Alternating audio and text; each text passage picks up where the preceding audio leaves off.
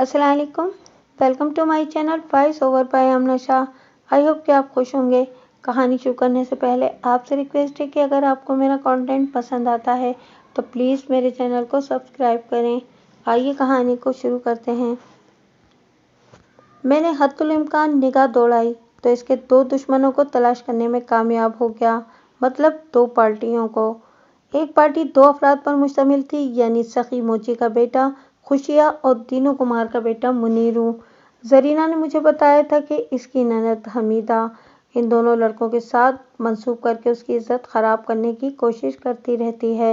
ऐन मुमकिन था कि हमीदा इस सिलसिले में मुश्ताक के कान भी भरती हो और तभी मुश्ताक की इन दोनों में से या किसी से भी एक से तल्ख कलामी हो गई हो।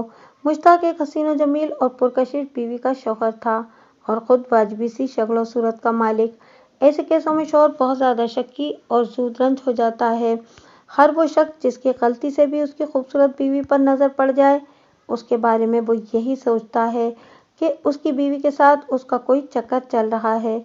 ऐसे शौहर अंदर ही अंदर कुढ़ते रहते हैं और आए दिन इनके लोगों के साथ लड़ाई झगड़े भी होते रहते हैं। इस तनाजुर में खुशिया और मुनीरों में से कोई भी मुश्ताक का मुतवक्का दुश्मन हो सकता था।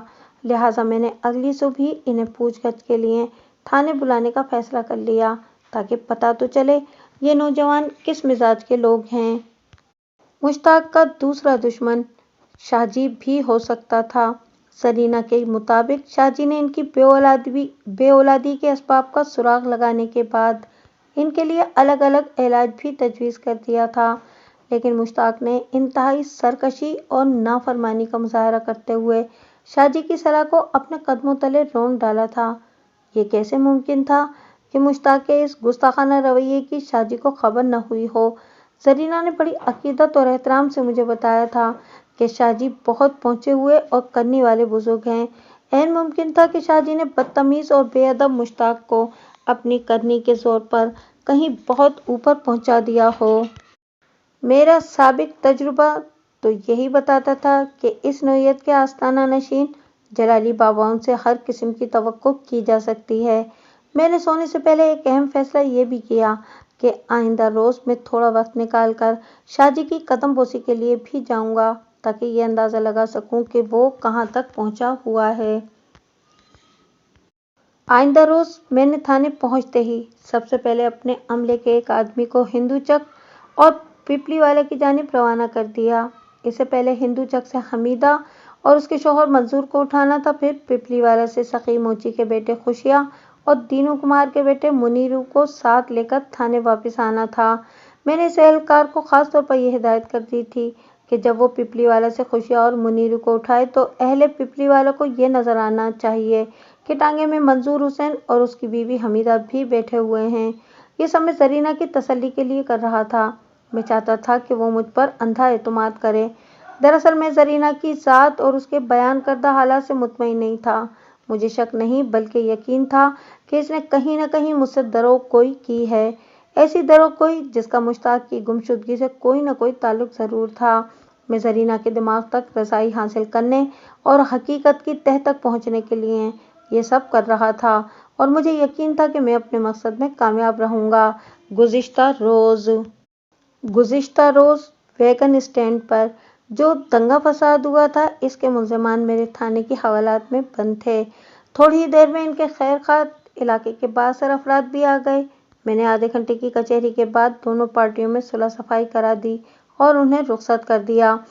मेरे सामने तो उन्होंने गले मिलकर मुसालहत कर ली थी। ये बात मैं वसूख से नहीं कह सकता था कि उन्होंने एक दूसरे के लिए अपने दिलों को भी साफ किया था या नहीं। दोपहर से थोड़ी देर पहले हिंदू चक और पिपली वाला के मेहमान थाने पहुंच गए। मैंने खुशिया और मुनीरू को फौरन हवालात में बंद करवा दिया और मंजूर को हमीदा समेत अपने कमरे में बुला लिया। वो दोनों मेरे सामने आकर बैठे तो मैंने एक के बाद दीगरे इनकी तरफ देखते हुए सवाल किया, क्या जरीना ने आप लोगों को टांगे में बैठे हुए देखा था? जी हाँ, वो बैक ज़बान होकर बोले। न सिर्फ देखा था बल्कि वो तो खुश भी हो रही थी। फिर मंजूर ने मुझसे पूछा, थानेदार साहब, ये क्या माजरा है? पता नहीं ये माजरा है या बाजरा, मैंने जुमाइनी अंदाज में कहा। मैंने तो एक परिंदे को शिकार करने के लिए दाना डाला है। وہ پرندہ مجھے مشتاق تک پہنچا دے گا۔ وہ دونوں الجھن زدہ نظروں سے مجھے تکنے لگے۔ میں نے سلیس اردو میں وضاحت کی تو ان کی آنکھیں حیرت سے پھٹ گئیں۔ حمیدہ کی سرسراتی ہوئی آواز خارج ہوئی، تو اس کا مطلب ہے کہ مشتاق کو زرینہ نے غائب کیا ہے؟ عورتوں کے سوچنے کا اپنا ایک مخصوص انداز ہوتا ہے اور وہ کسی چیز کے بارے میں رائے قائم کرنے میں ایک لمحہ ضائع نہیں کرتیں، جیسے کسی پیر استاد نے انہیں بتا رکھا ہو کہ بچہ ایسے کاموں میں تاخیر مناسب نہیں ہوتی۔ میں نے ایسی کوئی بات نہیں کی جس سے یہ مطلب نکلتا ہو۔ میں نے حمیدہ کے استفسار کے جواب میں کہا، مجھے کچھ اشارے سے ملے ہیں جن کی وضاحت کے لیے میں نے تمہیں تھانے بلایا ہے۔ اگر میرا شک درست ثابت ہوا تو پھر مشتاق کا سراغ لانے میں کسی دشواری کا سامنا نہیں کرنا پڑے گا۔ سرکار، آپ نے بلایا اور ہم آپ کے حکم پر چلے آئے۔ منظور نے عاجزی سے کہا، آپ ہم سے جو بھی سوال کریں گے ہم اس کا ٹھیک ٹھیک جواب دیں گے۔ مجھے زیادہ سوالات تو تمہاری بیوی ہی سے کرنا ہے منظور، میں نے ٹھہرے ہوئے لہجے میں کہا، کیونکہ زرینہ سب سے زیادہ محبت حمیدہ ہی سے کرتی ہے۔ یہ آپ عجیب بات کر رہے ہیں تھانے دار صاحب، حمیدہ متذبذب نظر سے مجھے دیکھتے ہوئے بولی، اس کو تو مجھ سے خدا واسطے کا بیر ہے۔ میں مان ہی نہیں سکتی کہ وہ میری برائی کے علاوہ بھی کچھ کر سکتی ہو۔ لمحاتی توقف کے بعد اس نے گہری سانس خارج کی، پھر بات مکمل کرتے ہوئے بولی، سچ بتائیں تھانے دار صاحب، میں نے اس کے سوال میں خاصی سنسنی محسوس کی۔ آپ نے یہ بات طنزیہ انداز میں کی ہے نا؟ تمہارا اندازہ درست ہے حمیدہ، میں نے صاف گوئی کا مظاہرہ کرتے ہوئے کہا، اس کا مطلب ہے کہ اس کمینے نے میرے خلاف بہت زہر اگلا ہے۔ اس نے تلخی سے پوچھا، آپ کو میرے بارے میں الٹا سیدھا بتایا ہے نا؟ حمیدہ کے استفسار کے جواب میں نے سر کو اثباتی جنبش دی اور کہا، میں نے تمہیں اسی وضاحت کے لیے تو تھانے بلایا ہے۔ آپ پوچھیں جی، کیا پوچھنا چاہتے ہیں؟ وہ جوش میں آتے ہوئے بولی، میں بھی تو سنوں اس بدبخت نے کون سی آگ لگائی ہے؟ کیا یہ سچ ہے کہ منظور کی ایک چھوٹی بہن ثمینہ ہے؟ جی ہاں، اس میں بھلا کیا شک ہے؟ تمہاری یہ خواہش تھی کہ ثمینہ اور مشتاق کی شادی ہو جائے؟ میں نے پوچھا۔ بالکل، میں ایسا ہی چاہتی تھی، وہ مضبوط لہجے میں بولی۔ میں ثمینہ کو اچھی طرح جانتی ہوں، وہ میری نند ہے اور ہم کئی سالوں سے ایک ساتھ ایک ہی گھر میں رہ رہے ہیں۔ میں سمجھتی ہوں کہ مشتاق کے لیے ثمینہ سے زیادہ موزوں اور کوئی لڑکی ہو ہی نہیں سکتی، اسی لیے میری یہ تمنا تھی کہ ان کی شادی ہو جائے۔ مگر اس کے چہرے پر دکھ اور نفرت کے ملے جلے تاثرات نمودار ہوئے۔ مگر کیا؟ میں نے اس کے ادھورے جملے پر استفسار کیا۔ مگر مشتاق کی عقل پر پردہ پڑ گیا تھا، وہ دانت پیستے ہوئے بولی، وہ گوری چٹی اور چھیل چھبیلی زرینہ پر مر مٹا تھا۔ اس کی سمجھ میں کوئی بات نہ آئی اور اس نے اسی سے شادی کر لی۔ گوری چٹی اور چھیل چھبیلی جیسے الفاظ استعمال کر کے حمیدہ نے دراصل زرینہ کی خوبصورتی کی تعریف کی تھی۔ لیکن چونکہ وہ اس کے لیے اپنے دل میں اچھے جذبات نہیں رکھتی تھی، لہٰذا اس کی ناپسندیدگی ان الفاظ سے بھی عیاں تھی۔ میں نے اپنے کام کو آگے بڑھاتے ہوئے کہا، جب تم اپنے مقصد میں کامیاب نہ ہو سکیں تو پھر تم نے اپنے بھائی کا گھر اجاڑنے کی کوششیں شروع کر دیں۔ میں مشتاق کا گھر اجاڑوں گی؟ وہ استجابی انداز میں مجھے گھورتے ہوئے بولی، تھانے دار صاحب، یہ آپ کیا کہہ رہے ہیں؟ یہ میں نہیں کہہ رہا، تمہاری بھابھی زرینہ نے فرمایا ہے۔ اس نے تو سراسر بکواس کی ہے۔ وہ جلال میں آ گئی، آپ اس پھاپا کٹنی کو تھانے بلائیں، میں ابھی آپ کے سامنے دودھ کا دودھ اور پانی کا پانی الگ کر دکھاتی ہوں۔ مجھے نہیں امید کہ کبھی تم دونوں کو آمنے سامنے بٹھا کر کوئی مناظرہ کرانے کی نوبت آئے، لیکن ایسی ضرورت پیش آ ہی گئی تو پھر میں اس کام میں کوئی کوتاہی بھی نہیں کروں گا۔ میں نے اس کی آنکھوں میں دیکھتے ہوئے کہا، فی الحال میں تم سے جو سوال کروں اس کا سیدھا اور مختصر جواب دینا۔ اس نے اثبات میں گردن ہلانے پر اکتفا کیا۔ میں نے کہا، جب تمہیں اپنے مقصد میں کامیابی حاصل نہیں ہوئی تو تم نے مشتاق کے کان بھرنا شروع کر دیے، جس کے نتیجے میں میاں بیوی میں اکثر لڑائی رہنے لگی۔ بالکل جھوٹ، حمیدہ نے میری ہدایت کے مطابق دو ٹوک اور مختصر جواب دیا۔ تمہاری یہ سازش بڑی حد تک کامیاب رہی، میاں بیوی میں صبح و شام دنگا فساد ہونے لگا۔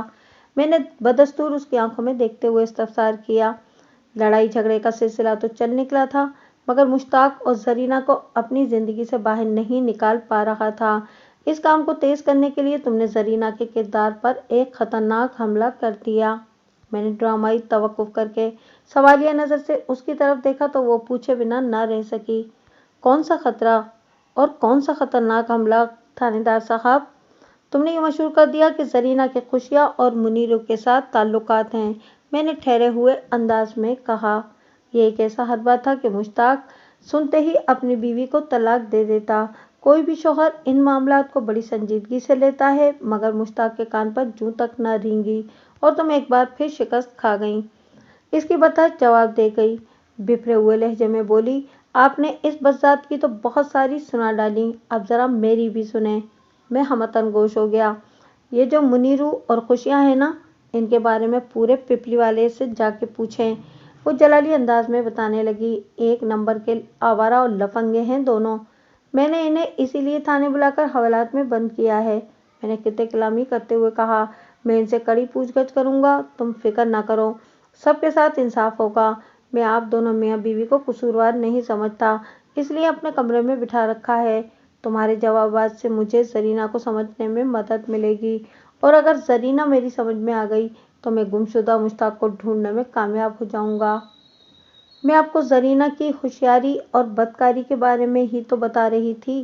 وہ سیدھی ہو کر بیٹھتے ہوئے بولی، خوشیاں اور منیرو مشتاق کے گھر سے 2-3 گلیاں ادھر ادھر رہتے ہیں، لیکن ادھر مشتاق دکان کی طرف روانہ ہوا، ادھر یہ دونوں زرینہ کے گھر کے سامنے حاضر ہو گئے۔ گلی ڈنڈا کھیلنا ہو یا پتنگ اڑانا ہو یا پھر کچے اخروٹ سے دل بہلانا، ان بدماشوں کا پورا دن زرینہ کے دروازے کے سامنے گزرتا ہے، اور وہ بھی آدھا دروازہ کھولے کھڑی ان کے کھیل تماشوں کو دیکھتی رہتی ہے۔ انسان کی عزت اس کے اپنے ہاتھ میں ہوتی ہے۔ توبہ توبہ، استغفر اللہ۔ اس نے لمحاتی توقف کر کے کانوں کو ہاتھ لگائے، پھر اسی جوشیلے انداز میں اضافہ کرتے ہوئے بولی، کیا ضرورت ہے ایسے آوارہ گردوں کے کھیل دیکھنے کی؟ نہ صرف زرینہ ان کا تماشا دیکھتی ہے بلکہ انہیں لسی پانی کا بھی پوچھتی ہے۔ جب پہلی مرتبہ کسی کی زبانی مجھ تک ان واقعات کی خبر پہنچی تو مجھے یقین ہی نہیں آیا۔ بتانے والے نے ایسے وثوق سے بات کی تھی کہ میں ادھر ادھر کے لوگوں سے تصدیق کرنے پر مجبور ہو گئی۔ میں نے پپلی والا آ کر آس پڑوس سے سن لی تو یہ اطلاع 100% سچی نکلی۔ مشتاق میرا بھائی ہے تھانے دار صاحب، اگر اس کی عزت پر حرف آئے تو کیا مجھے دکھ نہیں ہوگا؟ جب زرینہ کی ان گھٹیا حرکتوں کی خبر پپلی والا سے ہندو چک میرے پاس پہنچ سکتی ہے تو کیا پپلی والا میں لوگ زرینہ اور مشتاق پر تھو تھو نہیں کر رہے ہوں گے؟ اس بے غیرت نسل نے تو شرم و حیا کو اتار کر ایک طرف پھینک دیا ہے، میرے بھائی کی عزت کو نیلام کرتی پھر رہی ہے۔ ہاں، وہ ایک بار پھر پھولی ہوئی سانس کے ساتھ رکی اور پھر بڑے طمطراق سے اضافہ کرتے ہوئے بولی، میں نے مشتاق کو زرینہ کے کرتوتوں کے بارے میں بتایا تھا، اور میں سمجھتی ہوں میں نے کچھ بھی غلط نہیں کیا تھا۔ یہ مشتاق کی بزدلی اور نالائکی ہے کہ وہ اس سرکش گھوڑی کو سیدھے راستے پر نہیں لا سکا۔ میں گزشتہ روز پپلی والا گیا تھا اور زرینہ کے گھر میں نے اچھا خاصا وقت گزارا تھا۔ اس کے گھر کے سامنے ایک چھوٹا سا میدان تھا جہاں گاؤں کے بچے مختلف کھیل کھیلتے نظر آئے تھے۔ حمیدہ نے خوشیاں اور منیرو کے کھیل کے حوالے سے جو بات کی تھی اس کی زیادہ اہمیت نہیں تھی، البتہ زرینہ کا بڑے انہماک سے انہیں کھیلتے ہوئے دیکھنا اور لسی پانی سے ان کی تواضع کرنا تشویشناک تھا۔ تاہم یہ چونکہ حمیدہ کا بیان تھا اور یقیناً زرینہ اس کی تردید ہی کرتی، ان نند بھابھی کے بیچ جو کڑوے پانی کی خلیج حائل تھی، میں اس کو پاٹنے میں اپنی توانائی ضائع نہیں کر سکتا تھا، لہٰذا فوراً میں اصل موضوع کی طرف آ گیا۔ مشتاق واقعی ایک نالائق، احمق اور بزدل انسان ہے، میں نے حمیدہ کی آنکھوں میں دیکھتے ہوئے کہا۔ جب وہ زرینہ جیسی سرکش اور اڑیل گھوڑی کو راہ راست پر نہیں لا سکا تو تم نے ایک اور چال چلی زرینہ کے بیان کے مطابق۔ کیسی چال؟ وہ چونک کر مجھے تکنے لگی۔ بہت ہی خطرناک چال، میں نے ڈرامائی لہجے میں کہا، تم نے زرینہ کے خلاف بندش کروا دی۔ تھانے دار صاحب، یہ آپ کیا کہہ رہے ہیں؟ منظور پہلی مرتبہ ہماری گفتگو کے بیچ بولا تھا۔ حمیدہ کبھی تعویذ اور بندشوں کے چکر میں نہیں رہی، زرینہ سراسر بکواس کر رہی ہے۔ اب جو بھی ہے، میں نے عام سے لہجے میں کہا، زرینہ کا تو یہی دعویٰ ہے۔ اس منحوس کو یہ کیسے پتہ چلا کہ میں نے اس کے خلاف کوئی بندش کرائی ہے؟ حمیدہ چمک کر بولی، اس نے خواب میں دیکھا تھا کیا؟ اسے کبرا شاہ جی نے بتایا ہے، وہ شاہ جی جو نہر کے کنارے والے آستانے پر ہوتے ہیں۔ وہ چونکے ہوئے لہجے میں مجھ سے بولی، ہاں ہاں وہی، میں انہی شاہ جی کی بات کر رہا ہوں، میں نے جواب دیا۔ حمیدہ نے تشویشناک لہجے میں پوچھا، وہ شاہ جی کے پاس کیا لینے گئی تھی؟ مشتاق اور زرینہ دونوں لگ بھگ 1 ماہ پہلے شاہ جی کے پاس گئے تھے، میں نے اسے بتایا۔ انہوں نے شاہ جی کو بتایا کہ شادی کو 5 سال ہو گئے ہیں اور ابھی تک اولاد نہیں ہوئی۔ शाह جی نے حساب لگا کر یہ فتویٰ صادر کر دیا کہ کسی نے زرینہ کی اولاد کے سلسلے میں بڑی خطرناک بندش کروا دی ہے تاکہ مشتاق اسے باندھ سمجھ کر طلاق دے دے۔ کیا شاہ جی نے میرا نام لے کر انہیں بتایا تھا کہ میں نے بندش کروائی ہے؟ حمیدہ نے طنزیہ لہجے میں وضاحت کی۔ نہیں، میں نے قطعی انداز میں جواب دیا۔ انہوں نے بندش کروانے والے کے حوالے سے چند اشارے دیے تھے جس سے زرینہ نے اندازہ لگایا کہ وہ تمہارے سوا اور کوئی نہیں ہو سکتی۔ کتنے افسوس، دکھ اور شرم کی بات ہے۔ حمیدہ نے افسوسناک انداز میں گردن کو جنبش دیتے ہوئے کہا، میرے وہم و گمان میں بھی نہیں ہے، اور یہ کمذات مجھ پر ایسے ایسے گھناؤنے الزام لگا رہی ہے۔ اللہ اس منحوس ماری کو غارت کرے۔ میں تو کہتا ہوں کہ انسان کو پیروں فقیروں کے چکر میں پڑنا ہی نہیں چاہیے۔ منظور نے برا سا منہ بناتے ہوئے کہا، اللہ اور رسول صلی اللہ علیہ وسلم نے دین کو اور دنیا کو بڑے آسان اور واضح انداز میں سمجھا دیا ہے۔ منظور، میں تمہارے خیالات سے متفق ہوں، میں نے اس بات میں گردن ہلاتے ہوئے کہا، لیکن جو لوگ ان چکروں میں پڑے ہوئے ہیں انہیں نکالنا کوئی آسان کام نہیں۔ میں نے رک کر ایک گہری سانس لی، پھر اس سے پوچھا، منظور تمہاری نظر میں یہ شاہ جی کیسا بندہ ہے؟ اللہ ہی بہتر جانتا ہے جی، میرا تو کبھی اس سے کوئی واسطہ نہیں پڑا۔ وہ سادگی سے بولا، میں اور میرا خاندان ایسے بخیلوں سے دور ہی رہتے ہیں۔ بہت اچھا کرتے ہیں آپ لوگ۔ میں نے کہا، میں اصلی مرشد کے خلاف نہیں ہوں۔ ایسا شخص اللہ کا دوست ہوتا ہے اور وہ اللہ کے بندوں کو رشد و ہدایت کی راہ دکھاتا ہے۔ وہ صرف دیتا ہے، لیتا کسی سے کچھ نہیں۔ جو اللہ کا سچا دوست ہو وہ بھلا کسی سے کیا لے گا؟ مگر ایسے مرشد اور ولی کامل اب خال خال ہی رہ گئے ہیں۔ اکثریت ایسے پیروں، باباؤں اور شاہ صاحبان کی نظر آتی ہے جو معصوم اور سادہ لوح افراد کو الٹی سیدھی کہانیوں میں الجھا کر ان سے زیادہ مال بٹورنے کی فکر میں لگے رہتے ہیں۔ حمیدہ نے میرے خاموش ہونے پر پوچھا، تھانے دار صاحب، زرینہ نے شاہ جی سے اس بندش کی کارڈ وغیرہ بھی کرائی تھی یا نہیں؟ میں نے شاہ جی کی تشخیص میں شامل مشتاق کی مخصوص کمزوری کا ذکر گول کرتے ہوئے نہایت ہی اطمینان سے جواب دیا۔ شاہ جی نے بندش کی کارڈ کے لیے زرینہ کو 7 دن کا کوئی روحانی عمل بتایا تھا، لیکن گھر آ کر مشتاق حد سے اکھڑ گیا۔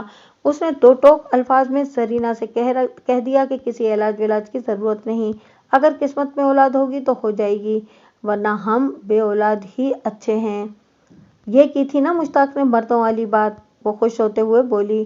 مشتاق کے اس عمل نے میرے کلیجے میں ٹھنڈ ڈال دی ہے تھانے دار صاحب۔ وہ پراسرار انداز میں اچانک رکی تو مجھے تشویش ہوئی۔ یوں محسوس ہوا تھا جیسے کسی نہایت ہی اہم نکتے نے اس کی زبان کو بریک لگا دیے۔ اس کی آنکھوں میں بھی گہرا تذبذب نظر آ رہا تھا۔ میں نے کوہنیاں میز پر ٹکا کر آگے کی جانب جھکتے ہوئے استفسار کیا، پر کیا حمیدہ؟ تھانے دار صاحب، وہ اپنے ذہن کو میرے سامنے کھولتے ہوئے بولی، مشتاق کو غائب ہوئے آج 5واں دن ہے۔ 5واں نہیں، منظور نے لقمہ دیا، 4تھا دن۔ ہاں 4تھا دن۔ حمیدہ نے اثبات میں گردن ہلائی۔ جب تک وہ گھر میں تھا تو شاہ جی سے علاج کی مخالفت کر رہا تھا۔ مجھے شک ہے کہ مشتاق کے غائب ہوتے ہی کہیں زرینہ نے شاہ جی کا علاج شروع نہ کر دیا ہو۔ زرینہ نے مجھ سے تو ایسی کوئی بات نہیں کی، میں نے سرسری انداز میں کہا، اور اگر وہ شاہ جی سے علاج کروا بھی رہی ہو تو کیا فرق پڑتا ہے؟ بہت فرق پڑتا ہے تھانے دار صاحب، وہ سنسنی خیز لہجے میں بولی۔ میں بھی کبھی خود تو جا کر شاہ جی سے نہیں ملی اور نہ ہی کبھی انہیں دیکھنے کا موقع ملا ہے، مگر ہندو جگ کی ایک عورت نے مجھے ان کے بارے میں بڑی خطرناک بات بتائی ہے۔ میرا چونک جانا لازمی تھا۔ کون سی خطرناک بات؟ میں نے پوچھا۔ خوبصورت عورتوں کو دیکھ کر ان کی آنکھوں میں ایک حیوانی چمک پیدا ہو جاتی ہے، وہ سنسناتے ہوئے لہجے میں بتانے لگی، جیسے اپنے شکار کو دیکھ کر کسی جنگلی درندے کی آنکھوں میں پیدا ہوتی ہے۔ مجھے تو فکر ہو رہی ہے یہ الو کی پٹھی زرینہ کوئی نیا چاند نہ چڑھا دے۔ حمیدہ کا انکشاف واقعی تشویشناک تھا۔ میں نے کئی ڈبہ پیروں کا کما حقہ خاتمہ کیا تھا جن میں یہ بیماری مشترک پائی جاتی تھی۔ زرینہ کے معاملے میں ایسا تھا یا نہیں، قبل از وقت اس کے بارے میں کوئی بھی فتویٰ صادر کرنا مناسب نہیں سمجھتا تھا، لہٰذا حمیدہ کی پریشانی کے جواب میں میں نے تسلی بھرے لہجے میں کہا، آپ لوگوں کو قطعاً پریشان ہونے کی ضرورت نہیں، میں 1-2 دن میں اپنی تفتیش مکمل کر لوں گا۔ آپ لوگ یہاں سے سیدھے اپنے گھر جاؤ اور فی الحال زرینہ سے ملنے کی کوشش نہ ہی کرو تو اچھا ہے۔ تو کیا آپ نے ہمیں صرف اسی لیے تھانے بلایا تھا؟ منصور نے حیرت بھری نظر سے مجھے دیکھتے ہوئے پوچھا۔ ہاں، میں نے اس بات میں گردن ہلا دی۔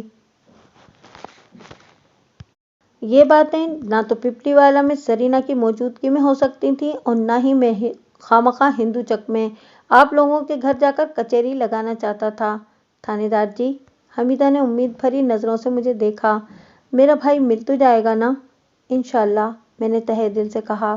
میں بہت جلد مشتاق کو ڈھونڈ نکالوں گا۔ وہ دونوں میاں بیوی نے بھی مجھے دعائیں دیں اور میرا شکریہ ادا کرتے ہوئے تھانے سے رخصت ہو گئے۔ ان کے جاتے ہی میں نے خوشیہ اور منیرو کو اپنے کمرے میں بلا لیا۔ حوالدار خدا بخش بھی ان کے ساتھ ہی میرے پاس آ گیا۔ وہ دونوں خاصے ڈرے اور سہمے ہوئے دکھائی دے رہے تھے۔ مجھے یہ اندازہ قائم کرنے میں ذرا بھی دقت محسوس نہیں ہوئی کہ حوالدار نے انہیں چائے پانی ضرور پوچھا ہوگا۔ یہ کوئی فارمولہ یا قانون قاعدہ تو نہیں، لیکن عموماً ہوتا یہی ہے کہ جب کسی بھی ملزم یا مجرم کو گرفتار کر کے تھانے لایا جاتا ہے تو استقبالیہ کے طور پر اس کی کچھ خاطر مدارات لازمی خیال کی جاتی ہے۔ وہ دونوں میرے سامنے آ کر کھڑے ہوئے تو میں نے کڑکدار آواز میں ان سے پوچھا، تم لوگوں نے مشتاق کو کہاں غائب کیا ہے؟ ہم نے مشتاق کو کچھ نہیں کیا جی، خوشیہ منت ریز لہجے میں بولا۔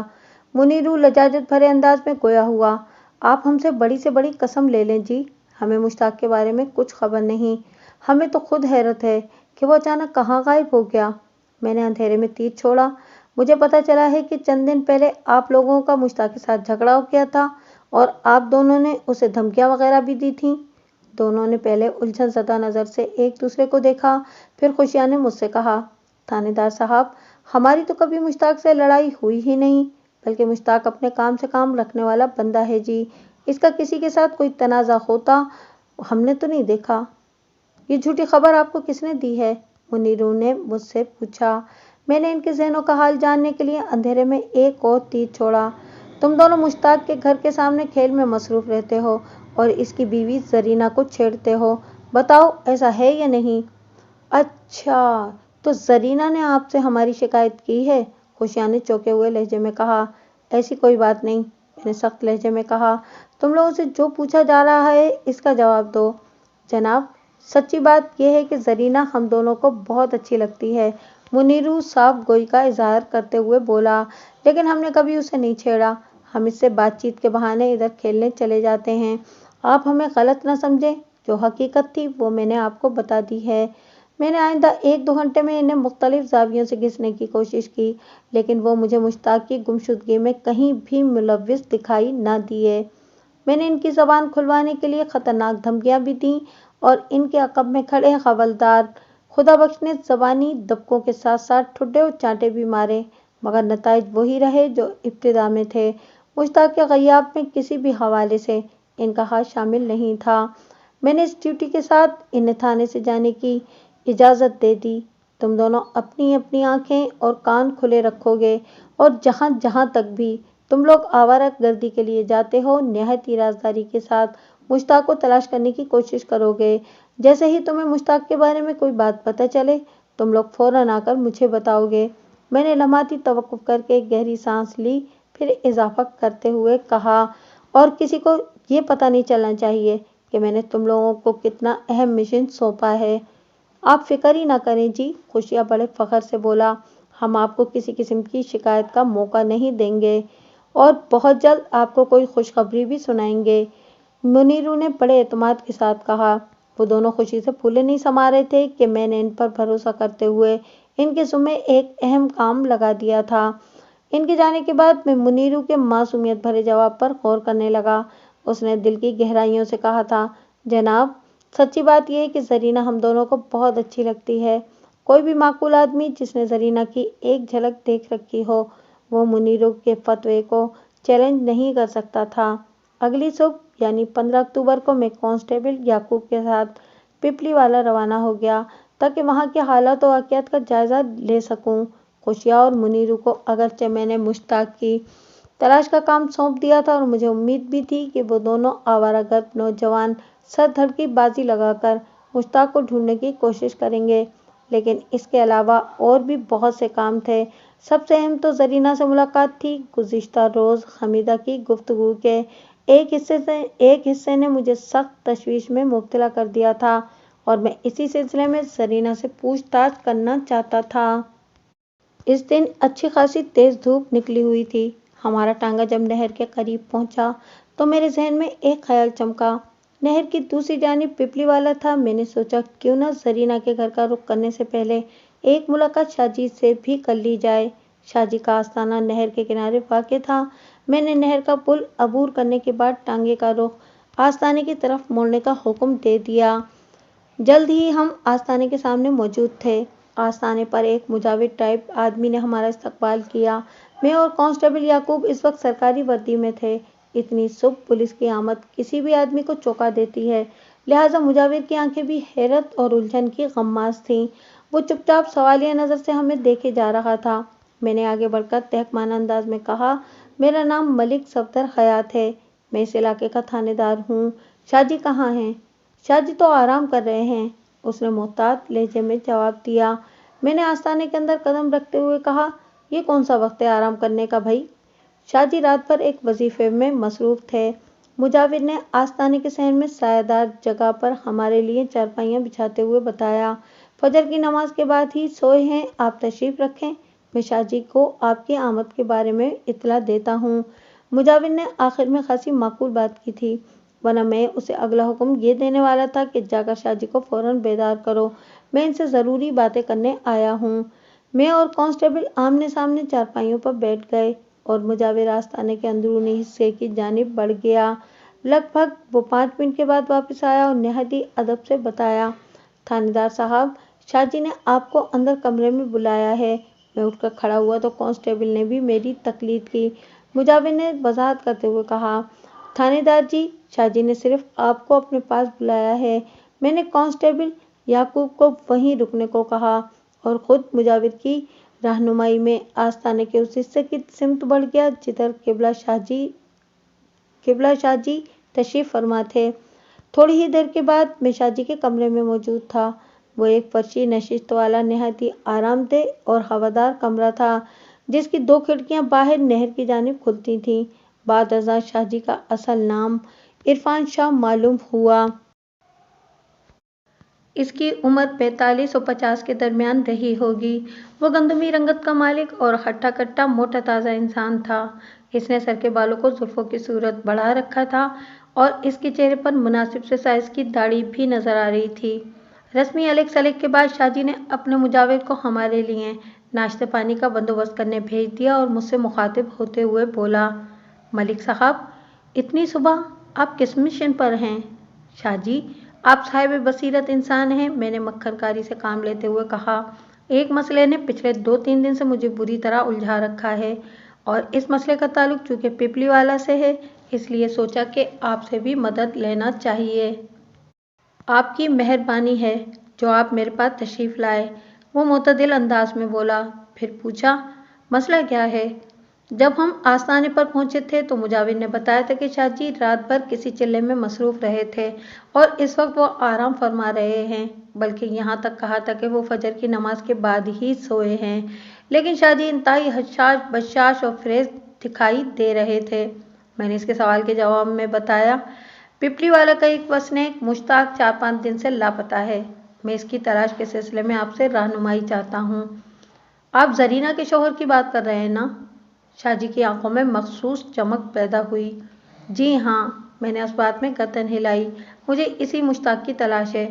میرا ایک مشورہ ہے ملک صاحب، وہ رازدارانہ انداز میں بولا، اگر مان لیں گے تو آپ کا کام آسان ہو جائے گا۔ جس مشورے سے کام آسان ہوتا ہو میں بھلا اسے کیوں نہیں مانوں گا؟ میں نے گہری سنجیدگی سے کہا، آپ حکم کریں، کرنا کیا ہے؟ آپ بس مشتاق کے لیے پریشان ہونا چھوڑ دیں، وہ بدستور دھیمی آواز میں بولا۔ میں سمجھا نہیں شاہ جی، میں نے الجھن زدہ نظر سے اس کی طرف دیکھا۔ ایک بندہ 4-5 دن سے گمشدہ ہے، میرے پاس اس کی گمشدگی کی رپورٹ درج کرائی گئی ہے اور آپ فرما رہے ہیں کہ میں اس کے لیے پریشان ہونا چھوڑ دوں؟ میں سمجھاتا ہوں، اب غور سے میری بات سنیں۔ اسی دوران میں شاہ جی کا مجاور ناشتے کا سامان سے سجی ٹرے لیے ہوئے کمرے میں آ گیا۔ ہمارے درمیان چند لمحات کے لیے خاموشی ہوئی۔ مجاور واپس جانے لگا تو میں نے اسے کہا، وہ باہر میرا ایک آدمی بھی بیٹھا ہوا ہے، مجاور خاصا کائیاں شک تھا، فوراً سے پیشتر میری بات کی تہ میں اتر گیا۔ میں نے اسبات میں گردن ہلاتے ہوئے جواب دیا، جی سنتری بادشاہ کو بھی ناشتہ دے دیا ہے۔ مجاور کے جانے کے بعد شاہ جی دوبارہ مجھ سے مخاطب ہوتے ہوئے بولا، ملک صاحب، مشتاق کا دماغی توازن درست نہیں۔ خدا نخواستہ آپ میری بات کا یہ مطلب نہ لیں کہ وہ کوئی پاگل ہے۔ دراصل وہ کیا کہتے ہیں نا کہ اگر تھوڑے میں زیادہ ڈل جائے تو پھر معاملہ ایسا ہی ہو جاتا ہے۔ زرینہ سے شادی اس کو راس نہیں آئی، وہ زرینہ کے قابل نہیں تھا، اسی وجہ سے رات دن ان میں لڑائی جھگڑا بھی ہوتا رہتا تھا۔ اسی صورتحال نے مشتاق کو نفسیاتی مریض بنا کر رکھ دیا ہے۔ آپ اس کے بارے میں بالکل فکر مند نہ ہوں، وہ جیسے چپ چاپ گم ہوا ہے ایسے ہی ایک دن خاموشی سے واپس بھی آ جائے گا۔ شاہ جی کا مشورہ اگرچہ مجھے بچکانہ سا لگا، لیکن میں نے اپنے خیالات کا اظہار کرنے کے بجائے گہری سنجیدگی سے کہا، شاہ جی، میں نے سنا ہے کہ مشتاق اور زرینہ پچھلے دنوں اپنی بے اولادی کا رونا رونے آپ کے آستانے پر بھی آئے تھے، اور آپ نے اپنے کشف و کرامات سے ان کی بے اولادی کا سبب بھی معلوم کر لیا تھا۔ جی ملک صاحب، وہ اپنی تنومند اور چربیلی گردن کو اسباتی جنبش دیتے ہوئے بولا، ہم تو یہاں پر پریشان حال لوگوں کے مسائل حل کرنے کے لیے ہی بیٹھے ہیں۔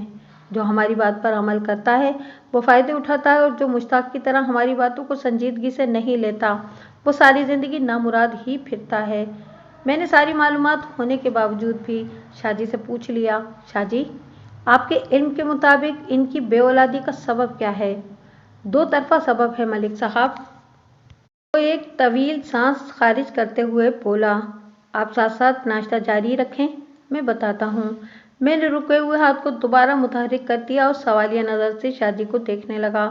وہ کھنکار کر گلا صاف کرتے ہوئے بولا، ایک تو کسی ظالم شخص نے زرینہ پر اولاد کے سلسلے میں بڑی سخت بندش کرائی ہوئی ہے، اور دوسرا مشتاق کے اندر ایک خاص نوعیت کی کمزوری پائی جاتی ہے۔ آپ نے کیسے اندازہ لگا لیا کہ مشتاق کے اندر کوئی مخصوص کمزوری موجود ہے؟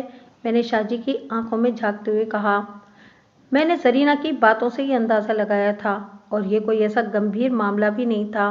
اگر وہ لوگ میرے بتائے ہوئے علاج کے لیے راضی ہو جاتے تو ان کا مسئلہ ایک دو ماہ میں حل ہو سکتا تھا، لیکن وہی بات ہے نا، میں لٹ لے کر کسی کے پیچھے تو نہیں جا سکتا نا۔ انہوں نے آپ کے علاج سے انکار کیوں کیا تھا؟ میں نے ایک نہایت اہم سوال کیا۔ زرینہ تو پوری طرح تیار تھی، مگر مشتاق اچانک بھڑک اٹھا تھا، شاہ جی نے بتایا۔ میری تشخیص نے اس کی عزت نفس پر کاری چوٹ لگائی تھی۔ وہ کسی بھی صورت اپنی خرابی کو ماننے کے لیے تیار نہیں تھا، حالانکہ یہ میری تشخیص نہیں تھی، یہ تو اس کی بیوی کا فتویٰ تھا ملک صاحب۔ جی ہاں، بالکل درست فرما رہے ہیں، میں نے تائیدی انداز میں گردن ہلاتے ہوئے کہا۔ تو اس طرح ان کے علاج معالجے کا معاملہ کھٹائی میں پڑ گیا۔ ملک صاحب، جس دن مشتاق غائب ہوا ہے اس کے اگلے دن زرینہ میرے پاس آئی تھی، وہ گہری سنجیدگی سے بولا۔ اس نے مجھ سے کہا کہ میں مشتاق کی بازیابی کے لیے اور اس کی واپسی کے لیے کوئی عمل کروں۔ میں نے جواب دیا کہ جو شخص مجھے ہی نہیں مانتا اس پر میرا عمل کیا اثر کرے گا۔ وہ منت کرنے لگی کہ میں کچھ نہ کچھ ضرور کروں۔ میں نے اسے اس تسلی کے ساتھ آستانے سے رخصت کر دیا کہ ٹھیک ہے، میں اس کے شوہر کے حق میں دعا کروں گا۔ وہ دن اور آج کا دن پھر وہ ادھر نہیں آئی۔ شاہ جی کی بات نے میرے ذہن میں ایک انوکھے تجسس کو بیدار کر دیا۔ میں نے زرینہ سے ملاقات کے دوران میں اس سے ہر زاویے کا سوال کیا تھا، اور اس نے میرے ہر سوال کا جواب بھی دیا تھا، لیکن اس بات کا اس نے کہیں ذکر نہیں کیا تھا کہ وہ مشتاق کی گمشدگی کے دوسرے روز شاہ جی کے پاس آستانے پر گئی تھی۔ اگر اس نے یہ بات دانستہ مجھ سے چھپائی تھی تو پھر کہیں نہ کہیں دال میں کچھ کالا ضرور تھا۔ مجھے زرینہ کے دل کا احوال جاننے کے لیے کچھ نفسیاتی ہتھ کنڈے استعمال کرنے کی ضرورت تھی، اور میں نے اسی لمحے فیصلہ کر لیا تھا کہ میں ایسا ضرور کروں گا۔ شاہ جی، مجھے اجازت دیں، میں نے کہا، آپ نے قانون کے ساتھ جو تعاون کیا ہے اس کے لیے میں آپ کا شکر گزار ہوں۔ مجھے امید ہے کہ آپ کو جیسے ہی مشتاق کے حوالے سے کوئی بات پتہ چلے گی آپ مجھے ضرور بتائیں گے۔ ملک صاحب، کیوں شرمندہ کرتے ہیں؟ وہ بڑے عز و انکسار کا اظہار کرتے ہوئے بولا، میں آئندہ بھی آپ سے تعاون کا عمل جاری رکھوں گا، آپ پیپلی والے کی طرف سے بالکل بے فکر ہو جائیں۔ میں نے ایک بار پھر اس کا شکریہ ادا کیا اور آستانے سے باہر نکل آیا۔ جب ہم آستانے کے باہر کھڑے ٹانگے میں بیٹھ چکے تو میں نے کوچوان سے کہا، واپس تھانے کی طرف چلنا ہے۔ کوچوان نے کوئی سوال کیے بغیر ٹانگے کو واپسی کے راستے پر ڈال دیا۔ جب ہم نے نہر اپر چناب کا پل عبور کر لیا تو کانسٹیبل یعقوب نے مجھ سے پوچھ لیا، ملک صاحب، آپ نے بتایا تھا کہ زرینہ کے گھر جانا ہے، مگر آپ خلاف معمول آستانے پر آ گئے और अब वापस थाने जा रहे हैं। ये क्या माजरा है? मैंने तुमसे कुछ भी गलत नहीं कहा था याकूब, मैंने ठहरे हुए लहजे में कहा। हम जरीना से मिले बगैर वापस नहीं जाएंगे। फिर मैंने कोचवान से मुखातिब होते हुए तहकमाना लहजे में कहा, टांगे को वापस पिपली वाला की सिमत मोड़ लो और नहर के पुल से गुजरने के बाद दाएं बाएं देखे बगैर तेज रफ्तारी से पिपली वाला के अंदर दाखिल हो जाना है। कांस्टेबल हवानकों की तरह मुंह खोलकर मुझे देखने लगा। मैंने इसकी हैरत को दूर करना जरूरी न समझा और इर्द गिर्द के कुदरती नज़ारों में खो गया। मैंने ये एहतियाती तदबीर सिर्फ शाहजी की आंखों में धूल झोंकने के लिए इख्तियार की थी। मुझे इस बात का खदशा था कि वो अपने मुजाविर को मेरे ताक़ुब में रवाना कर सकता है, ताकि ये पता चलाया जा सके कि मैं आस्ताने से निकलकर वापस थाने की तरफ जाता हूँ या जरीना से मिलने पिपली वाला की जानिब। मुझे यकीन था कि अगर मुजाविर ने मुझे वॉच करने की कोशिश की होगी तो मैं अपने मकसद में कामयाब रहा था। मैं जरीना के घर के अंदर उसके सामने बैठा हुआ था। कांस्टेबल याकूब को मैंने बाहर टांगे ही में छोड़ दिया था। इस वक्त मेरे जहन में चंद सनसनीखेज पॉइंट्स आपस में दंगल कर रहे थे और मुझे किसी नतीजे तक रसाई हासिल किए बगैर यहाँ से वापस नहीं जाना था। पॉइंट नंबर 1, शाहजी के मुताबिक मुश्ताक की मखसूस कमजोरी के बारे में खुद जरीना ने इन्हें बताया था, मगर जरीना ने तो मुझसे ऐसा कोई जिक्र नहीं किया था। पॉइंट नंबर 2, शाहजी के मुताबिक मुश्ताक की गुमशुदगी के दूसरे दिन यानी 11 अक्टूबर को जरीना आस्थाने पर पहुंची थी और मुश्ताक की वापसी के लिए इनसे किसी रूहानी अमल की दरख्वास्त की थी। लेकिन हैरत अंगेज बात यह थी कि तवील गुफ्तगू के बावजूद भी जरीना ने मुझे इस बारे में कुछ भी नहीं बताया था। और पॉइंट नंबर 3, हमीदा की मालूमात के मुताबिक शाहजी एक हविस परस्त इंसान था और हमीदा को गहरी तशवीश थी कि ये उल्लू की पट्टी जरीना कोई नया चांद न चढ़ा ले। मैं अभी थोड़ी देर पहले शाहजी से मुलाकात करके आ रहा था। गुफ्तगू के दौरान में मैं खुसूसी तौर पर इसकी आंखों चेहरे के तासुरात का जायजा लेता रहा था। इसकी आंखों में वाकई एक मखसूस कशिश पाई जाती थी और इसे अपने तासुरात पर भी कमांड थी। इस वक्त मेरे जहन में खिचड़ी सी पक रही थी और इसकी तैयारी जरीना के ताउन के बगैर मुमकिन नहीं थी। रस्मी अलग सलग के बाद जरीना ने बड़ी तशवीश से पूछा, थानेदार जी, मुश्ताक का कुछ पता चला? मैंने अपनी तलाश के घोड़े चारों तरफ दौड़ा रखे हैं, मैंने उसकी आंखों में देखते हुए कहा। वो जहाँ कहीं होगा मैं इसे ढूंढ निकालूंगा और इस सिलसिले में मुझे तुम्हारे ताउन की ज़रूरत है। तो जी, मैं आपके साथ पूरा ताउन कर रही हूँ ना, वो बड़े एतमाद से बोली। आपने जो पूछा मैंने साफ साफ बता दिया और अभी भी जो पूछेंगे बता दूंगी। देखो जरीना, बात दरअसल ये है कि हम पुलिस वाले हर शय पर पहली नज़र शक ही की डालते हैं। इसके ऊपर मैंने नफ्सियाती जाल फेंकते हुए कहा, और जब तक हमारी तसल्ली नहीं हो जाती हम आगे नहीं बढ़ते। इसलिए अगर तुम्हें मेरा कोई सवाल अजीब या उल्टा लगे तो तुम उसका बुरा नहीं मानना। मैं तुम्हारा सच्चा हमदर्द हूँ और हर हाल में तुम्हारा फ़ायदा चाहता हूँ। मैंने तुम्हारी खातिर कल हमीदा को थाने बुलाकर उसकी वो बेइज्जती की है ना कि वो अब कभी पिपली वाला का रुख भी नहीं करेगी। मेरे आखिरी अल्फाज ने जरीना को गहरे सुकून और तमानियत से सरफराज किया। वो एकदम खुश हो गई और मुसर्रत से लबरेज आवाज़ में बोली, थानेदार जी, मैं आप पर अंधा एतमाद करती हूँ। आप जो भी पूछना चाहेंगे पूछ लें, मैं ज़रूर बताऊँगी। मैंने उसे ये नहीं बताया कि मैं अभी अभी शाहजी से मुलाकात करके आ रहा हूँ। वो मुंतज़िर सवालिया नज़र से मुझे देख रही थी। मैंने ठहरे हुए लहजे में पूछा, मुश्ताक की मखसूस कमज़ोरी के बारे में तुमने शाहजी से कोई शिकायत की थी या उन्होंने हिसाब किताब लगाकर खुद ही पते चला लिया था? जी, मैंने इन्हें कुछ नहीं बताया था, वो बड़े एतमाद से बोली। शाहजी बहुत पहुँचे हुए बुजुर्ग हैं, उन्होंने हम दोनों की खराबियों का अंदाज़ा खुद ही लगा लिया था। जरीना के इस जवाब ने शाहजी का झूठ वाज़े कर दिया था। ये बात मैं अपने पूरे तजुर्बे की रोशनी में बड़े वसूख से कह सकता था कि जरीना इस वक्त मुझसे दरोगोई नहीं कर रही थी। मैंने सनसनीखेज तहकीक का अमल जारी रखते हुए पूछा, तुम लोगों ने एक साथ शाहजी से मुलाकात की थी या अलग अलग? हम एक साथ ही इनके हुजरे में गए थे, उसने बताया, और उन्होंने वहीं हमारे सामने हिसाब लगाकर हमारे मसाइल के बारे में बताया था। शाहजी का एक और झूठ खुल गया था। इस मामले में मेरी दिलचस्पी फजूतर हो गई। जब कोई इंसान झूठ बोलता है तो उसके पीछे उसका कोई ख़ास मकसद कार फरमा होता है, या फिर वो अपने किसी जुर्म की मंसूबाबंदी करते हुए दूसरों को गुमराह करने का ख़्वाहां होता है। इसका मतलब था कि शाहजी जरीना के हवाले से किसी संगीन चक्कर में पड़ा हुआ था। मेरे अगले सवाल ने शाहजी के शैतानी मंसूबे की बिल्ली को थैले में से बाहर आने पर मजबूर कर दिया। मुझे पता चला है, मैंने सरसरी अंदाज में जरीना से पूछा। मुश्ताक की गुमशुदगी के अगले रोज तुम शाहजी से मिलने उनके आस्थाने पर गई थी? जी हाँ, वो बड़ी मासूमियत से बोली। मैंने उनसे मुश्ताक की वापसी के लिए कोई अमल करने की दरख्वास्त की थी। उन्होंने मुझे तसल्ली दी कि वो बड़ा ज़बरदस्त अमल करेंगे जिससे चंद ही रोज़ में मुश्ताक वापस आ जाएगा। वो लम्हाती तवक्कुफ करके थोड़ी जुज़बुज़ हुई, फिर बताया, इसके साथ ही शाहजी ने मुझे एक मशवरा भी दिया था। कैसा मशवरा? मैंने अपने तासुरात को काबू में रखते हुए पूछा। उन्होंने मुझसे कहा था कि मुश्ताक तो इत्तेफाक से कहीं गायब हो गया है। वो बड़ी सादगी से बताने लगी, यह अच्छा मौका है। अगर मैं शाहजी से अपना 7 दिन का इलाज शुरू करा दूं तो वो मेरी बंदिश को काट कर देंगे। मुश्ताक जब वापस आएगा तो इसके बारे में भी सोच लिया जाएगा। उन्होंने मुझसे ये भी कहा था कि वो मुझे मुश्ताक के लिए चंद तावीज़ बना कर देंगे। मैं वो तावीज़ खाने में मिलाकर मुश्ताक को खिला दूंगी तो वो बिल्कुल ठीक हो जाएगा। मैंने जरीना के दिल में उतरते हुए गहरी संजीदगी से कहा, शाहजी ने मशवरा तो बिल्कुल ठीक दिया था, क्या तुमने इनकी बात मान ली? मैं शैतान सिफ्त और हाविस परस्त शाहजी की चाल को बड़ी वजाहत के साथ समझ गया था, लेकिन जरीना इस खेल का एक अहम मोहरा थी, लिहाजा इसे बड़ी एहतियात के साथ हैंडल करने की ज़रूरत थी। इसे किसी भी कीमत पर मेरे अज़ाइम की खबर नहीं होना चाहिए थी। मुझे यकीन हो चला था कि मुश्ताक की गुमशुदगी में भी इसी शाहजी का हाथ होगा। शाहजी को छापने के लिए बड़ी मोहतात और शफाफ मनसूबाबंदी की ज़रूरत थी, और ये इसी सूरत मुमकिन था जब तक जरीना मुझ पर एतमाद करती रहे। मेरे सवाल के जवाब में उसने बताया, थानेदार जी, आपकी तरह मुझे भी शाहजी की बातें बहुत अच्छी लगी थी, इसलिए मैंने अगले रोज़ ही से अपना इलाज शुरू करा दिया था। तेरा खाना खराब, तू वाकई उल्लू की पट्टी है, मैंने दिल में कहा।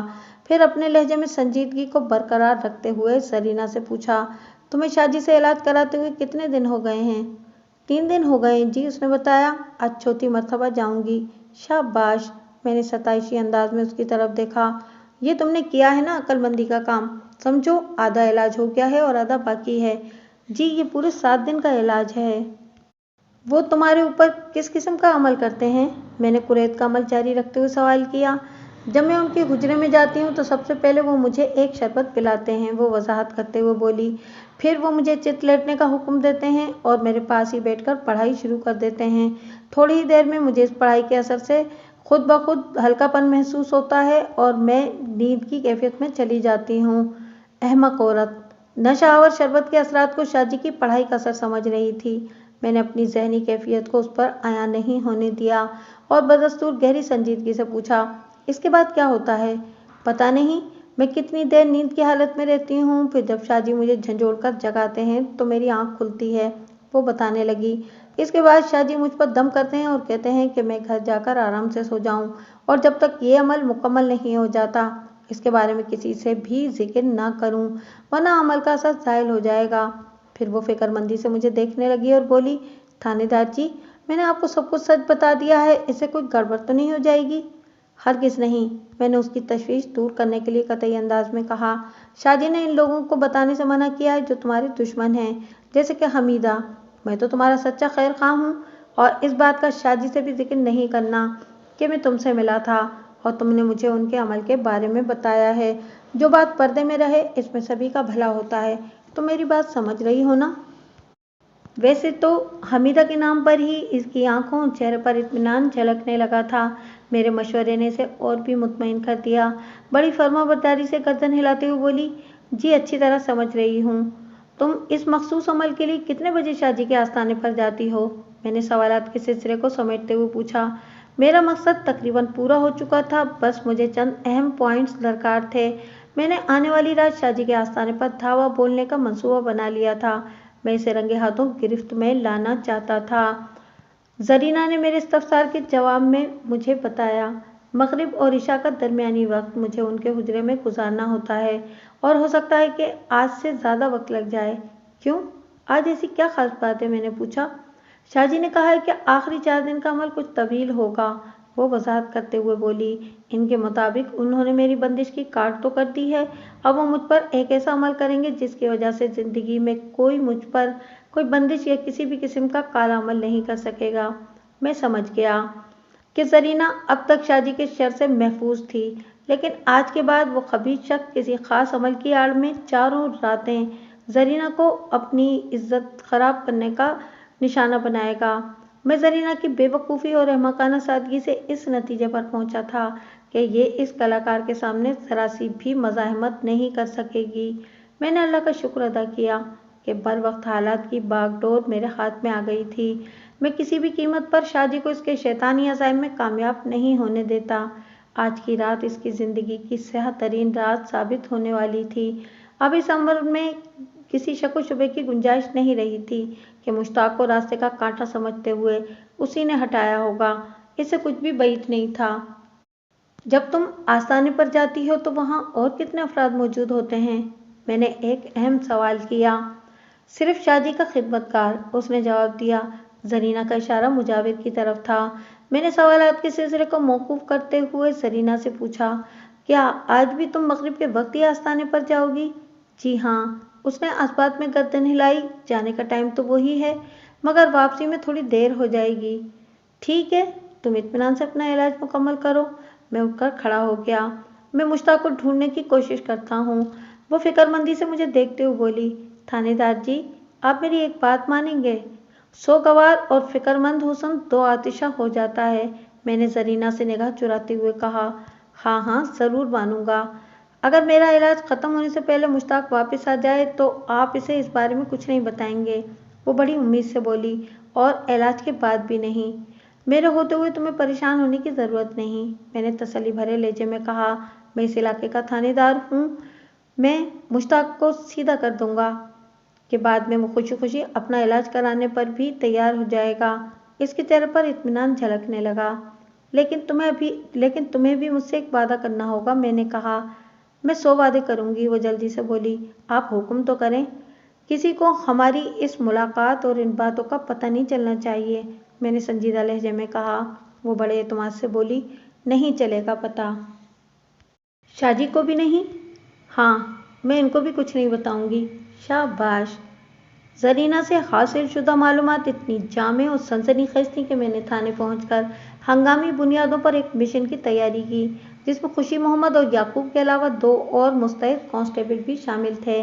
میرا سر شام شاجی کے آستانے پر شب خون مارنے کا ارادہ تھا۔ ادھر اندھیرا ہوتا، ادھر ہم کارروائی شروع کر دیتے۔ میں نے اپنی ٹیم کو اس معاملے کی اونچ نیچ سے اچھی طرح آگاہ کر دیا تھا۔ شام سے تھوڑی دیر پہلے ہم پانچوں ایک ٹانگے پر سوار ہو کر پیپلی والا پہنچ گئے۔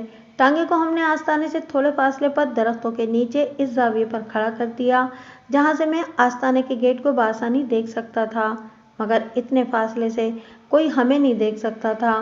چاروں چاق و چوبند نوجوان میرے اشارے کے منتظر تھے۔ میں اس مقام پر ایک خاص مقصد کے تحت رکا تھا۔ جلد ہی وہ میرا مقصد پورا ہو گیا۔ میں نے ایک عورت کو آستانے کے گیٹ کی طرف بڑھتے ہوئے دیکھا۔ اس وقت مغرب کی اذان ہو رہی تھی۔ بھاری چادر میں لپٹی ہوئی وہ عورت اتنے فاصلے سے پہچانی نہیں جا رہی تھی، تاہم مجھے یقین تھا کہ وہ زرینہ کے سوا اور کوئی نہیں ہوگی۔ یعقوب، خوشی محمد، میں نے کانسٹیبلز کی طرف دیکھتے ہوئے تحقیرانہ انداز میں کہا، تم دونوں نہایت احتیاط کے ساتھ آستانے کی پہلوؤں والی دیواروں کی طرف چلے جاؤ۔ میں گیٹ پر مجاور کو باتوں میں لگاؤں گا۔ اس دوران میں تم دیوار پھاند کر اندر پہنچ جاؤ گے، اور تم دونوں، میں نے دیگر 2 کانسٹیبلز کی سمت مڑتے ہوئے کہا، تم ادھر ہی رک کر آستانے کے گیٹ پر نگاہ رکھو گے، اور جیسے ہی کوئی غیر معمولی صورت نظر آئے تو تم فوراً حرکت میں آ جاؤ گے۔ سب نے میری ہدایت پر عمل کرنے کا یقین دلایا۔ اس گفتگو کے دوران میں میری نظر مسلسل آستانے کے گیٹ پر لگی ہوئی تھی۔ جیسے ہی زرینہ گیٹ سے اندر داخل ہوئی، مجاور نے نگاہ گھما کر گرد و پیش کا جائزہ لیا اور گیٹ بند کر دیا۔ موو، میں نے یعقوب اور خوشی محمد کی جانب دیکھتے ہوئے کہا، میں تمہیں تفصیل سے سمجھا چکا ہوں کہ اندر پہنچنے کے بعد تم نے کہاں کہاں پوزیشن لینا ہے۔ انہوں نے اس بات میں گردن ہلائی اور تاریکی کا حصہ بن گئے۔ میں نے نپے تلے قدموں کے ساتھ گیٹ کی جانب بڑھ گیا۔ میں دانستہ تھوڑا ٹائم دینا چاہتا تھا تاکہ شاجی اپنے عمل یعنی کہ شیطانی عمل کا آغاز کر سکے اور میں اسے رنگے ہاتھوں اپنے دام میں لا سکوں۔ اس وقت میں اور میرے چاروں ساتھی سادہ لباس میں تھے۔ میں سست روی سے چلتے ہوئے گیٹ تک پہنچا اور دستک دینے کے بعد ایک طرف کھڑا ہو گیا۔ تھوڑی دیر کے بعد گیٹ نیم ہوا اور وہاں مجاور کا چہرہ دکھائی دیا۔ کون ہے؟ اس نے تاریکی میں میری سمت دیکھتے ہوئے اکھڑ پن سے استفسار کیا۔ میں ہوں صفدر حیات۔ میں نے اپنی جگہ کھڑے کھڑے پاوا سے بلند جواب دیا تاکہ یعقوب اور خوشی محمد تک میری آواز پہنچ جائے۔ کون صفدر حیات؟ مجاور میری طرف بڑھتے ہوئے بولا۔ اس وقت کیوں آئے ہو؟ کیا کام ہے؟ کام بہت ضروری ہے، میں نے بدستور اونچی آواز میں کہا، ورنہ رات میں کبھی نہ آتا۔ اس بات چیت کے دوران میں مجاور میرے قریب پہنچ گیا تھا۔ اگرچہ میں سول ڈریس میں تھا، تاہم اس نے مجھے پہچاننے میں غلطی نہیں کی۔ سرسراتی ہوئی آواز میں بولا، تھانے دار صاحب آپ؟ ہاں، مجھے شاجی سے ایک بہت ہی ضروری کام ہے، میں نے گیٹ کی سمت قدم بڑھاتے ہوئے بتایا۔ ابھی اور اسی وقت ان سے ملنا ہے۔ ابھی تو شاجی سے ملاقات نہیں ہو سکتی، وہ میری راہ میں حائل ہوتے ہوئے بولا۔ کیوں؟ ابھی کیا ہے؟ شاجی کہیں باہر گئے ہوئے ہیں، اس نے فوری طور پر ایک جھوٹ گھڑا۔ وہ رات کو دیر یا پھر صبح واپس آئیں گے۔ کوئی بات نہیں، میں ان کے حجرے میں بیٹھ کر انتظار کر لوں گا۔ میں اپنی ہی دھن میں آستانے کے اندر پہنچ کر آگے بڑھنے لگا۔ مجاور میرے سامنے تن کر کھڑا ہو گیا، پھر بڑے مضبوط لہجے میں بولا، آپ شاجی کے کمرے میں نہیں جا سکتے۔ میں مجاور کے تیور کو بھانپ چکا تھا، لہٰذا میں نے اس کی آنکھوں میں دیکھتے ہوئے طنزیہ لہجے میں کہا، کمرے میں کیوں نہیں جا سکتا؟ کیا وہاں تمہاری بہن آرام کر رہی ہے؟ بات ختم کرتے ہی میں نے اپنا سروس ریوالور نکال لیا۔ اسی لمحے تاریکی میں سے چاقو چوبند یعقوب برآمد ہوا اور اس نے مجاور کو جن جفا ڈال کر پہلے ہوا میں بلند کیا اور پھر کسی دھوبی کے مانند زمین پر پٹک دیا۔ میں مجاور کی طرف سے مطمئن ہونے کے بعد شاجی کے حجرے کی سمت بڑھ گیا۔ زرینہ کو وہاں پہنچے 15 سے 20 منٹ گزر چکے تھے۔ شاجی کو چھاپنے کا انتہائی مناسب موقع تھا۔ اگر میں دیر کر دیتا تو وہ شیطان صفت ننگے انسانیت زرینہ کو چھاپ ڈالتا۔ خوشی محمد میری ہدایت کے مطابق حجرے کے دروازے کے سامنے موجود تھا۔ خوشی محمد اور یعقوب دونوں تنومند، دراز قامت اور لڑائی بھڑائی کے ماہر تھے۔ یعقوب نے بڑی کامیابی سے مجاور کو سنبھال لیا تھا۔ اب خوشی محمد کی کارکردگی دکھانے کی باری تھی۔ ملک صاحب، دروازہ توڑنا ہے یا؟ وہ دھیمے مگر خطرناک لہجے میں بولا۔ دروازہ میں کھلوا لوں گا، میں نے سرگوشیانہ انداز میں کہا۔ توڑ پھوڑ کا شوق تم شاجی کے ساتھ پورا کر لینا۔ بات ختم کرتے ہی میں نے حجرے کے دروازے پر دستک دی اور مجاور کی آواز نکالتے ہوئے پکارا، شاجی، شاجی! جیسے ہی میری آواز اندر پہنچی، حجرے کے دروازے کی سمت چلتے ہوئے قدموں کی آواز ابھری، پھر اگلے ہی لمحے دروازے کی کنڈی گرنے کی مخصوص آواز سنائی دی۔ میں ریڈ الرٹ ہو گیا۔ دروازہ ذرا سا کھلا اور وہاں شاجی کا منحوس چہرہ نمودار ہوا۔ کک! کیا ہوا؟ شاجی کے استفسار کو بریک لگ گئے۔ ادھر اس نے کک کہا، ادھر میں نے ایک دھواں دھار لات دروازے کے اس مقام پر ماری جہاں شاہ کی خبیث صورت دکھائی دی تھی۔ میری ٹائمنگ اتنی پرفیکٹ تھی کہ وہ کک کک کک کیا کیا کرتا ہوا اس سے ایک لفظ بھی آگے نہیں بول سکا تھا۔ میرے ایکشن کے جواب میں ایک زوردار دھماکہ ہوا جس کی آواز پورے آستانے میں سنائی دی تھی۔ میری لات کھا کر شاجی کسی اسپرنگ کی طرح پیچھے کی جانب اچھلا اور پھر کسی ٹوٹے ہوئے ستارے کے مانند وہ حجرے کے آرام دہ فرش پر پشت کے بل گرا۔ فرشی نشست چاہے کتنی بھی آرام دہ سہی، لیکن لات میں جو غصہ تھا اس نے شاجی کو ذبح کیے ہوئے جانور کے مانند ٹکرانے پر مجبور کر دیا۔ قبل اس کے کہ شاجی کی اذیت میں ڈوبی ہوئی آواز میری سماعت تک رسائی حاصل کرتی، میں اور خوشی محمد بھرا مار کر اندر داخل ہو چکے تھے۔ اندر کا منظر بڑا عبرت ناک بلکہ شرمناک تھا۔ چراغ کی مدھم روشنی میں نے شاجی کو دیکھا۔ حجرے کے ایک کونے میں زرینہ نیم بے ہوش پڑی تھی اور اس سے پہلے کہ وہ شیطان اپنی شیطانیت میں کامیاب ہوتا، ہم نے اسے پہلے ہی چھاپ لیا تھا۔ خوشی محمد، میں نے کانسٹیبل کی طرف دیکھتے ہوئے گمبھیر انداز میں کہا، اس بیوی کو اٹھاؤ۔ خوشی محمد تیزی سے زرینہ کی سمت بڑھ گیا۔ اس دوران میں شاجی اٹھ کر کھڑا ہو گیا۔ میں نے اس کے گال پر ایک سناٹے دار تماچا رسید کرتے ہوئے کہا کہ پہلے تم انسانیت کی جون میں آؤ، پھر میں تم سے بات کرتا ہوں۔ جب شاجی نے دیکھا کہ بازی پلٹ چکی ہے اور میں نے اسے اس کے کالے کرتوتوں کے ثبوت کے ساتھ چھاپ لیا ہے تو اس کی رگیں پیریت پھڑک اٹھی۔ صفدر حیات، وہ فنکار سے مشابہ آواز میں مجھے مخاطب کرتے ہوئے بولا، تم یہ اچھا نہیں کر رہے ہو۔ اچھے برے کا فیصلہ ادھر تھانے کے ٹرائل روم میں ہوگا، میں نے بھی دھمکی آمیز انداز میں کہا۔ اگر تم نے 5 منٹ کے اندر لباس نہیں پہنا تو میں تمہیں اسی حالت میں گرفتار کر کے ساتھ لے جاؤں گا۔ میں اگر چاہوں تو ابھی ایک پھونک مار کر تمہیں جلا کر بھسم کر دوں گا۔ اوئے کسی ناپاک جانور کی اولاد! میں نے اس کی بات مکمل ہونے سے پہلے ہی اس کی کمر پر ایک زوردار لات رسید کرتے ہوئے کہا، تیری اور تیری پھونک کی تو ایسی کم تیسی۔